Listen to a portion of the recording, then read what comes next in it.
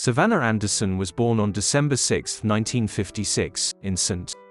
Louis County, Minnesota, USA. The girl was the only child in the family, and both parents were very sensitive to her. They formed a close bond that lasted all the years.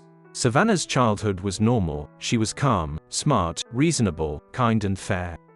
Savannah was far from cruel.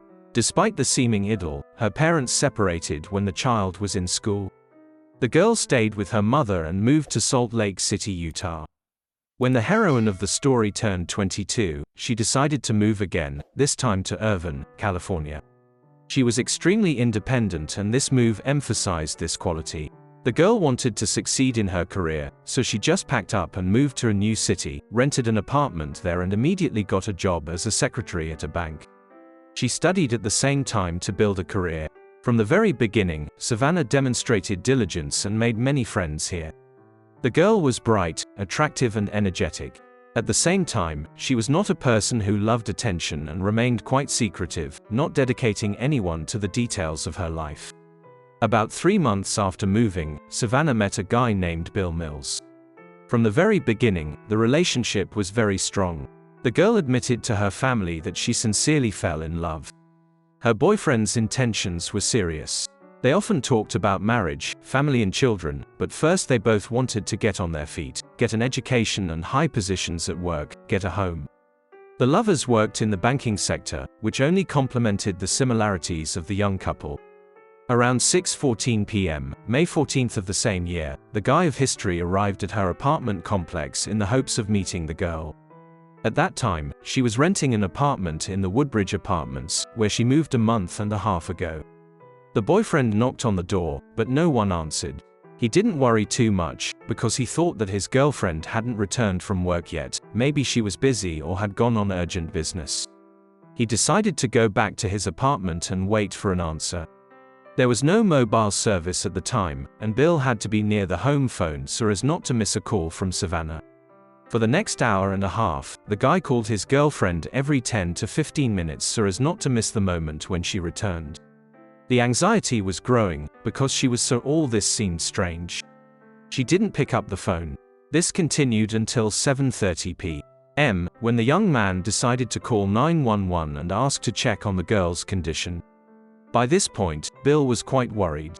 He knew that Savannah had been sick for the last few days, so he began to fear that her inability to answer the phone or open the door was due to her deteriorating health. Perhaps she needed help. When the police arrived at the call, they found Bill and another man named Ken Bergenson near the apartment. He was the heroine of the story's boss and decided to check her out. The man arrived at the address right after the end of his work shift, a couple of minutes before the law enforcement officers. Savannah was supposed to come to work that day, May 14th, but the girl never showed up. This caused concern at work. Everyone was worried about the uncharacteristic behavior of the responsible girl and the lack of communication. Co-workers and the boss called Savannah all day, but no one managed to find out what was going on or get any information. This was clearly not like her. Not only did she never miss work shifts, but she always notified in advance. So the boss came to check on the girl. It was already dark. The law enforcement officers who arrived tried to shine flashlights into the windows, but did not see anything suspicious. No one responded to the knock on the door either. Fortunately, the officers managed to notice that one of the windows was unlocked. The policeman managed to enter the apartment through it and then open the door from the inside. When the police entered the bedroom, they saw that everything was covered in blood. There were splatters on the walls and ceiling, and all the bed linens were soaked through. In the middle of this madness, Savannah was lying on the bed, bloody and lifeless, her face covered with a towel. It hit her mangled head with bruises. Despite the fact that the girl had clearly been brutally attacked, she was immediately identified. It was obvious that 22-year-old Savannah had been severely beaten before being killed. The police immediately noted that the towel found on her face was a valuable clue. The attacker was probably well acquainted with the deceased or had warm feelings for her, so he perceived this as a way to calm the victim, ease her suffering, and distance himself from what was happening. The second strange thing that the police noticed was the numerous pieces of jewelry that the victim was wearing. There was a pendant on her neck, with the clasp in the front, not behind her back as is usually the case. There were several bracelets, a watch, and many rings on her wrist. There was too much jewelry. Experienced investigators believed that the jewelry had been hastily put on the girl after the murder, but it was unclear why. The next curious fact was evidence that the body could have been washed after the attack. Bloody drag marks indicated that Savannah had been moved around the apartment. Traces of blood were found in the bathtub and sink, and the entire apartment was filled with similar stains. However, Savannah herself seemed too clean. All this did not fit. All the evidence found indicated that the criminal could have been obsessed with Savannah. The door had not been broken down, which meant that the girl herself let her killer into the home or he climbed in through the window. At first glance, nothing valuable was missing. On the contrary, the jewelry remained on the body, so the robbery version was discarded. It was possible to identify signs of rape, but all this needed to be checked more thoroughly. Considering that in 1979 there was a long way to go before modern forensic technology, the police's main interest was focused on searching for fingerprints, palm prints and shoes. A palm print was found on the wall in the apartment, a fingerprint was found on the inside of the toilet seat lid. However, the killer's hands were so heavily splattered with blood that only heavily smeared fragments were obtained. At that time, they could not be fully used due to the poor quality of the traces. The victim of the attack clearly tried to defend herself. Numerous defensive injuries were found all over her body. She was humiliated, but continued to resist the perpetrator, so she left traces of her own nails on her neck, apparently trying to remove her hands or pull something off her. Amid the ultra-violence, it was obvious that the perpetrator came to this apartment with the intention of killing. In addition, it was confirmed that he knew his victim. According to the forensic expert, the heroine of the story died at about 2 a.m. On May 14, the cause was strangulation, apparently with bare hands. This was confirmed by areas of torn skin, injuries that she inflicted on herself in desperation, trying to save her life. In addition, the girl received several serious blows to the head with a blunt object. Her jaw was broken, teeth were knocked out, several fingers were broken. On top of all this, Savannah had been brutally raped. Given all the evidence found, it was decided to first talk to her boyfriend Bill, as he was likely the last person to see the victim alive the night before. In such crimes, the closest person is often involved. However, Bill was described as a good-natured and calm person, not prone to aggression. There had never been any problems or conflicts in the couple's relationship. The young man said that they had been dating the girl for about 3 months. The relationship began when she was still living in the old housing complex and continued after she moved to a new house. Savannah had been here for about a month and a half and had barely managed to get to know her closest neighbors. The last time Bill saw his girlfriend was on May 13th. They had been relaxing the night before, spent time together, after which the young man left around 10 p.m. Both had to get up for work. At 6 p.m. the next day, they agreed to meet again, but the girl never contacted again. All this time, Bill behaved like a grief-stricken guy in love. The detectives had no doubt that he was sincerely grieving over his loss. From the very beginning, he expressed a desire to cooperate with the police, except that he refused to take a polygraph test on the advice of a lawyer. Both cited the low accuracy of this method. Despite this suspicious move, the police had virtually no doubt that Bill was not involved in the incident. At the very least, Savannah put up serious resistance to the attacker. She had so many defensive injuries that the criminal could not have failed to suffer. The detectives were convinced by the lack of injuries on the deceased's lover. It was decided to release Bill for the period of examination of the collected traces. At that time, all this was done much more slowly than now. The tests were supposed to take several weeks. The next person who attracted the detectives' attention was the victim's boss named Ken Bergenson.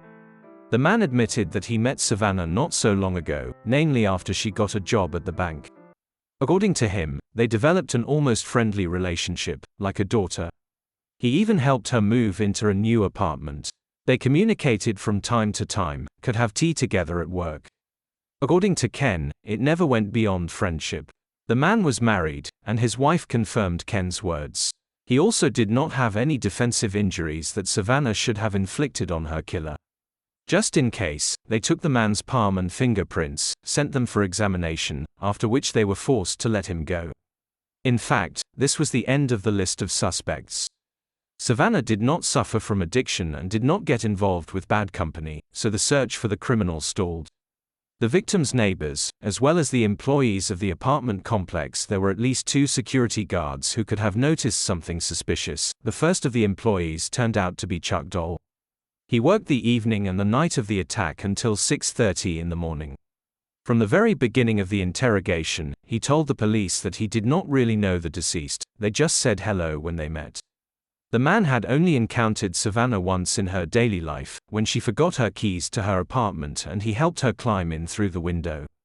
Chuck emphasized that if the police found his fingerprints on the window, it would be related to the incident that had occurred about a week earlier. From the start, it sounded suspicious, like the guard was trying to clear his name. Chuck then gave a detailed account of his night on the job. After he reported for duty, he made his first walk around the complex and then dozed off in his car. Suddenly, at about 1 a.m., he was awakened by the fact that his replacement, Robert Seller, whom everyone called Bob, got into his car without permission. Completely spontaneously, the man suggested going and eating at the nearest restaurant, which was located 10 minutes away from the apartment complex. Despite the fact that the security guard had to be at his post at all times, he agreed. Chuck and Bob went to eat and returned only 2 hours later. Having received this information, the police decided to clarify it with Bob Seller. Robert was a Marine and at the time of the events in question was serving at a local base. Right during his service, he became a security guard at an apartment complex, on duty in one shift in order to combine 2 jobs and save money. According to him, the last time he saw Savannah through the window was at about 10 p.m. on May 13th, when the girl was talking on the phone. The man was leaving work at that moment, and the heroine of the story was standing on the balcony. The police checked this information and found out that the girl had last communicated with her mother at about the same time Bob had indicated. The security guard was not lying and helped to get the time intervals. He knew that he had to get up for work in just a few hours, could not fall asleep, so he decided to return to Chuck at 3 o'clock and suggested going to the diner. In general, the stories of these people coincided, except for the moment. Bob said that he returned to the complex only at 3 a.m. and offered to eat, while Chuck claimed that it happened around 1 a.m. Perhaps this was an accidental slip of the tongue, or one of the guards got confused about the time, but it was decided to conduct simultaneous interrogation of the 2 men to clarify the timeline. When Chuck heard the story of his partner Bob, he became embarrassed, said that he did not remember the time well, since he dozed off, and began to lean towards his version. Eventually, both guards understood what the police were getting at and said that they had an alibi. A familiar waitress named Gail worked at the diner. She was supposed to remember them and confirm their visit to the restaurant. The girl did this, although she was not 100% sure what time the young men arrived, since she was very tired and literally falling off her feet. As a result, all suspicions were cleared from them. After waiting for the results of the examination of the fingers and palms, the police realized that neither the victim's boyfriend nor her boss were the people who left bloody traces at the crime scene. Now the investigation had to start all over again, considering that the police no longer had obvious suspects. They decided to connect Savannah's murder with the activities of a serial killer. Over the past few months, several murders of women aged 17 to 35 have occurred in Orange County, including Savannah. All the victims were beaten to death and strangled in their own bedrooms. At the same time, there were many inconsistencies. Despite the similar style, in Savannah's case the criminal covered her face for some reason, used jewelry and washed her body, which did not match the method of the maniac nicknamed the bedroom killer. This nickname was given to him by the media, since all the victims were found in their beds. The collected fingerprints were checked and compared, but in Savannah's case, no matches were found. It became obvious that her case stood out from the rest. Perhaps the criminal tried to copy the style of the bedroom killer in order to frame him, but miscalculated. Detectives were sure that Savannah knew her killer, for the towel on her face, and continued to study the immediate environment of the victim. The investigation dragged on for months, and then for years. Even 5 years after the murder, the crime was still unsolved. The investigation did not even have any new leads. The situation changed when a new detective came to work at the station, who decided to take a fresh look at the case of the girl's murder. He immediately dismissed the serial killer theory, but again turned his attention to the apartment complex security guards, who were confused in their testimony and looked suspicious. According to the new detective, the murder was an accident, and the perpetrator must have been remorseful, which explained the body wash, the jewelry, and the towel on his face. The investigator started with Chuck again. He was asked to reconstruct the events of that fateful evening when Savannah died. He repeated the previous story. However, there were some differences. According to him, at the moment when he arrived for his shift at the apartment complex, made his rounds and was in the car, Bob sat down next to him. This was similar to the previous version. However, now some details emerged. In particular, Chuck remembered that his replacement was not wearing a uniform shirt, but got into his car in a t-shirt. In addition, Chuck now began to claim that he was not Bob's friend. In fact, they had never spent time together or gone to diners or bars before this episode. Chuck admitted that it was the first time, and he readily agreed, since the atmosphere around the apartment complex was calm and he was very hungry. Another important detail that Chuck remembered was Robert's attitude towards Savannah. According to the man, his partner once admitted that he felt sympathy for her, since she smiled at him. He said that he wanted to ask her out and have sex. Bob knew that she had a boyfriend, but despite this, he was determined to approach her and speak directly. He repeatedly stated that he did not care how it ended, but Robert felt he had to do it. Chuck realized that there was nothing between them and there could not be anything. Perhaps she sympathized with Bob, as he believed. Savannah was simply friendly and smiling in life. All these new details looked suspicious. The detectives thought something didn't add up. Specifically, the claim that the guards weren't friends. They had met at the diner anyway and even had a rather personal conversation. How could that have happened if they barely knew each other? There were plenty of incriminating details that should have led the detectives to Bob.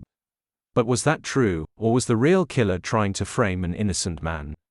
Chuck himself claimed that he had simply forgotten these details during his initial interrogations, but years later they surfaced when he replayed the evening in his head, trying to figure out what had really happened. He couldn't explain why he hadn't contacted the police earlier and told them these details when he remembered them, but only after the detectives came to him. The investigators decided to kill two birds with one stone. They felt that one of the security guards was behind the murder. The palm prints of both security guards were sent to the lab for examination. Given the advent of new technology, it took only 24 hours to identify the materials found at the crime scene and collected years before these events. In fact, the criminal's physical evidence had previously been unable to be identified, since there was too much blood on his hands. The trace was almost illegible on both the wall and the toilet lid. But the test using the new digital analysis method worked flawlessly. After testing, it was possible to confirm that Bob was the killer. Using new methods, it was possible to find 24 areas on the blood trail that matched the palm of the apartment complex security guard. At this time, Robert Seller lived in his mobile home in Brea, California. Over the past 5 years, he started a family, was married and raised children. The man's fortunes were up and down. He was struggling to provide for his family and was struggling with addiction.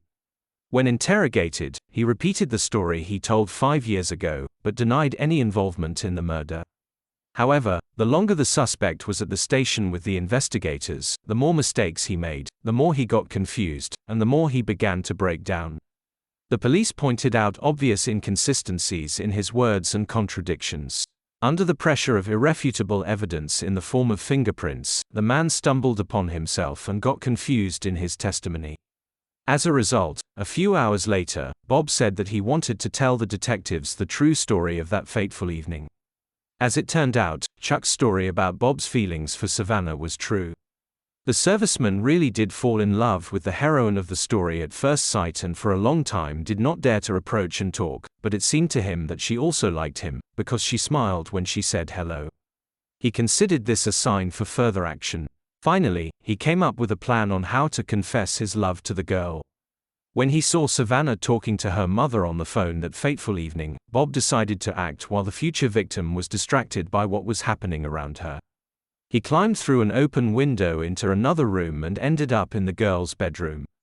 Bob, who practically didn't know him, assumed that as soon as he came out to her and talked, Savannah would realize that he was a great guy and worth dating.